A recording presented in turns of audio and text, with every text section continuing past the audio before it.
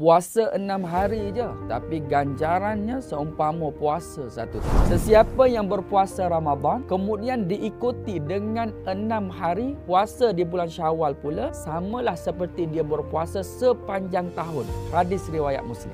Puasa 6 hari dalam bulan Syawal ni, kita boleh lakukan secara berselang-seling. Ataupun kita boleh buat secara berturut-turut, atau mana-mana hari dalam bulan tersebut selain daripada hari pertama Hari Raya Aidilfitri. Tetapi cara yang paling afdal untuk kita melakukan puasa 6 ini adalah kita berpuasa secara berturut-turut bermula daripada hari kedua Syawal. Hari pertama Syawal tak boleh puasa. Bagaimana lafaz niat dia? Nawaitu shauma ghadin an sittati min Syawalin sunnatan lillahi ta'ala. Maksudnya sahaja aku berpuasa esok hari 6 hari di bulan Syawal kerana Allah Subhanahu Wa Taala. 6 hari je tuan-tuan. Takkan kita tak boleh buat. Kata nak masuk syurga kan. Jangan lepaskan peluang ni untuk kita beramal di bulan Syawal. Jom kita sambung momentum Ramadan dengan puasa 6 tersebut. Jom pakak-pakak bantu saya share supaya semua orang tahu bahawa besarnya ganjaran pahala bagi orang yang berpuasa 6 hari di bulan Syawal ini. Nak berilmu,